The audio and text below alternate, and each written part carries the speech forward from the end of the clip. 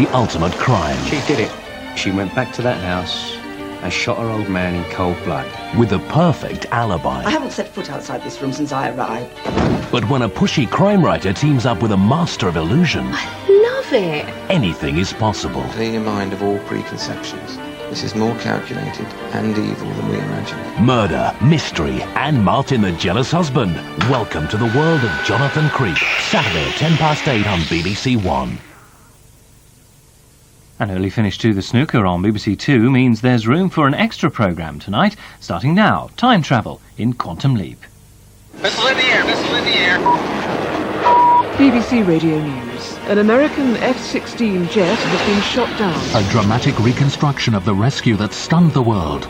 An astonishing story indeed. Shot down over Bosnia. Immediately I'm engulfed in flames. Lost behind enemy lines. There were no safe areas, no friendlies. I was alone. One man's fight for survival. I just prayed, dear God, don't let me die. A 999 special, Missing in Action, tomorrow at 9:30 on BBC One. Manchester United against Middlesbrough. Match of the day has the highlights in half an hour. This is BBC One. Now, the main evening news with Peter Sissons. Britain's new Minister for Europe meets negotiators from the European Union for the first time after Labour's landslide. Doug Henderson promises a fresh start, with Europe not a threat but an opportunity. Tony Banks gets the call as Minister for Sport as Tony Blair continues to shape his government. And amphibious troops prepare to evacuate British citizens from the Zairian capital as the rebels close in.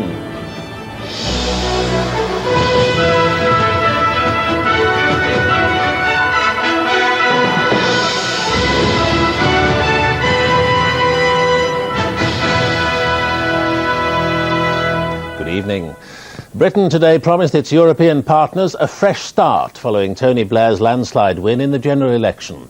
At the first talks at which the new government has been represented, the Minister for Europe, Doug Henderson, said Britain wanted to work with the European Union as a shared enterprise, not using the language of opponents.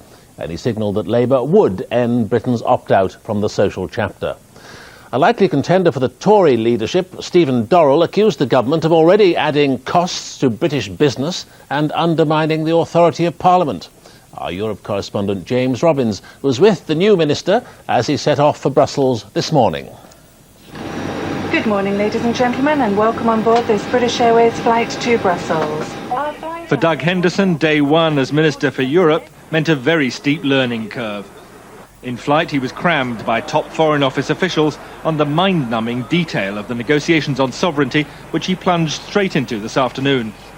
The new minister admitted to me it all looked daunting. Well, I think it's a fresh start.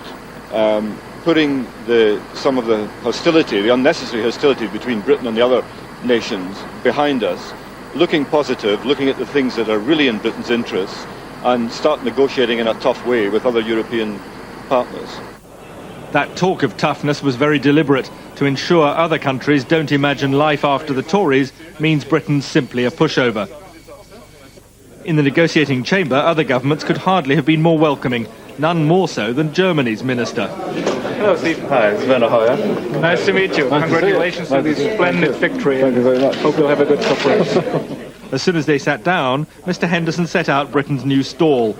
We'll work as colleagues in a shared enterprise now, he said, promising Britain will sign the social chapter on workers' rights, but pledging not, for instance, to give up frontier controls, all echoing his boss's instructions from London.